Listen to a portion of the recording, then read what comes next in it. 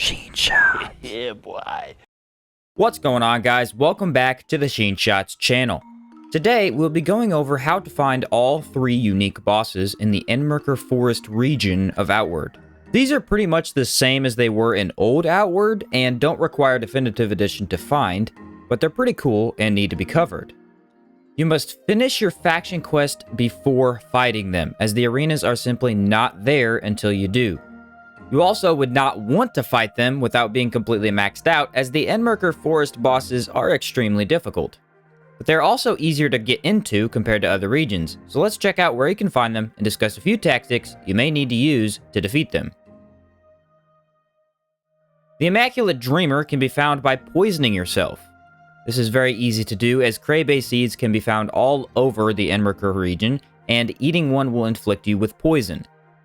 Next, head into the Cabal of Wind Temple and interact with the statue in the very center of that dungeon.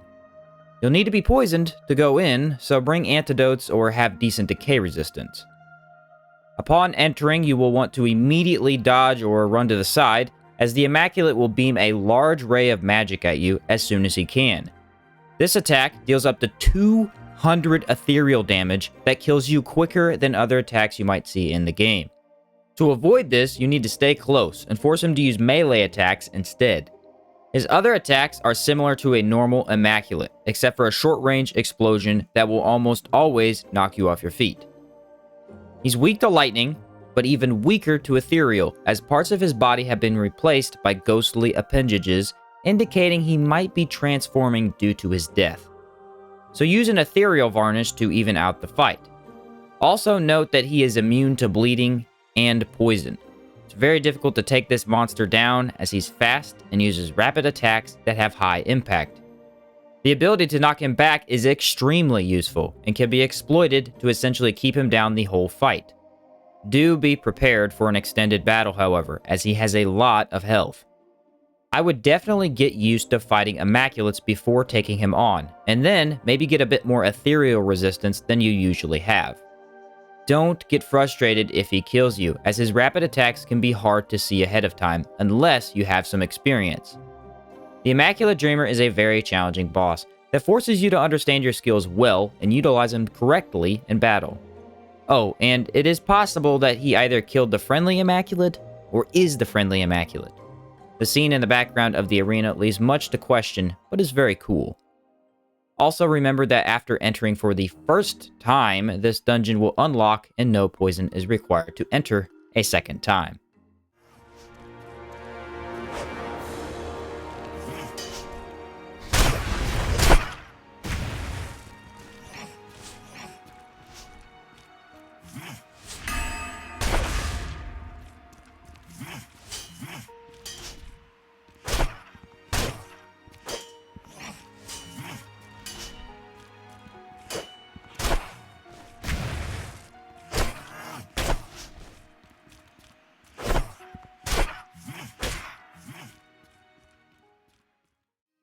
The second unique boss arena can be found in the Blue Chamber building inside Berg.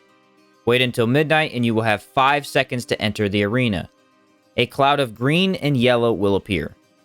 This can be challenging to time correctly, but again, you only need to enter this one time, and then the smoke will always be there for you to enter. Also be aware that the smoke won't show up until after you've defeated both the Jade Lich and the Gold Lich at least once.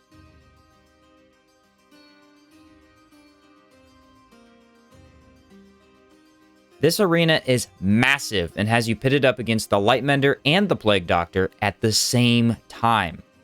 These 2 Liches don't mess around when you fight them, and will be difficult to attack without being grouped up on.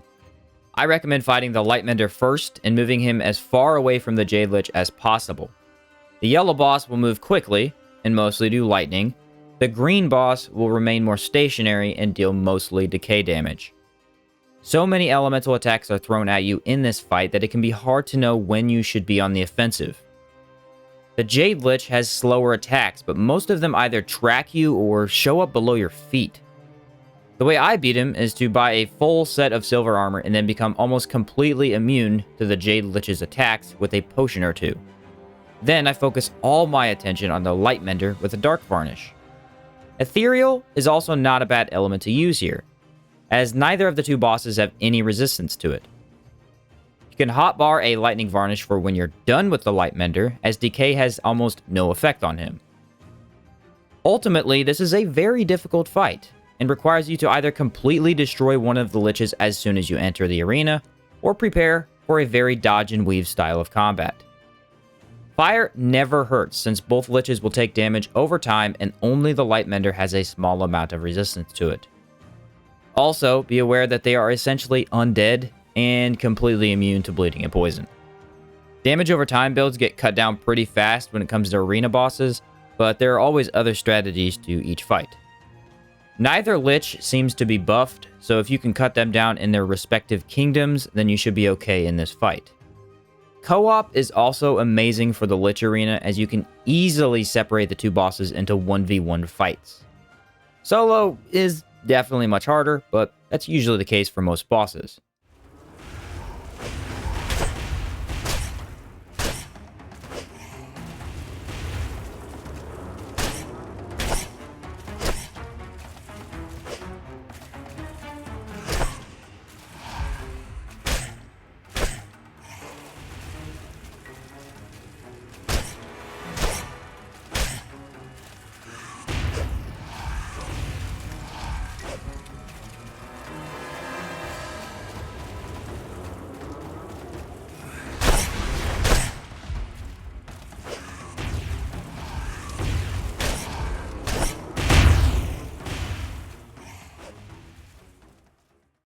Finally, we have the Burning Tree.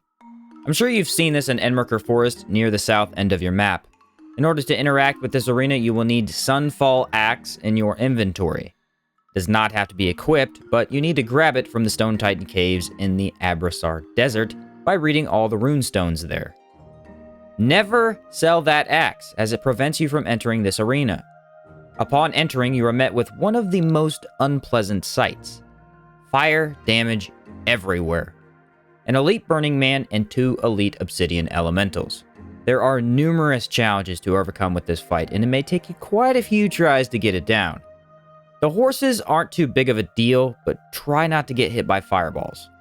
The Burning Man, on the other hand, is one heck of a boss. He's immune to fire, poison, and bleeding, go figure, and very weak to cold. Once his health reaches 75%, he will switch to what I like to call Demon Mode and become significantly more difficult. His one attack spams fireballs at you that can instantly knock you down if all manage to get to you. Then you have a fire explosion that ranges pretty far.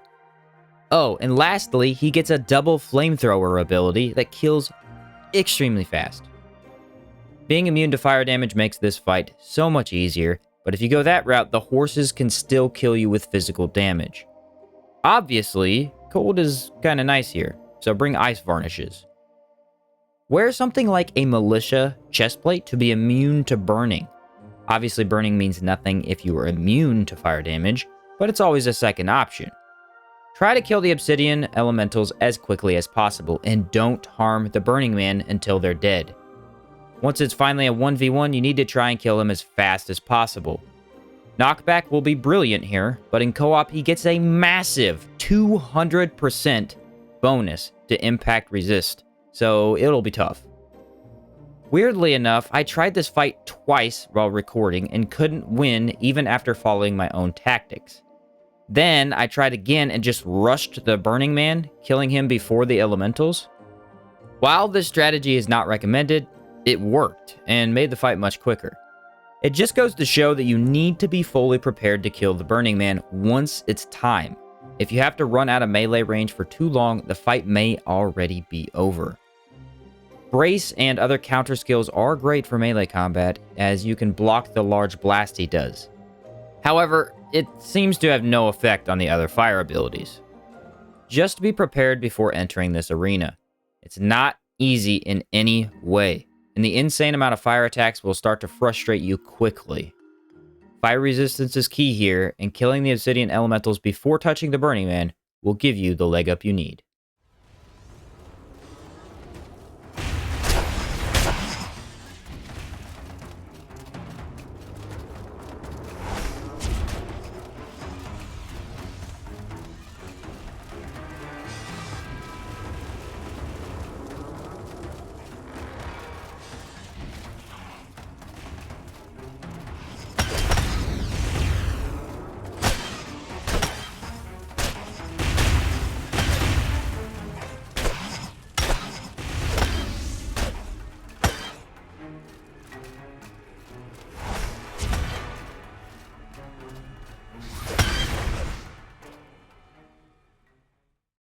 The arena bosses in Enmerkar Forest are brutal.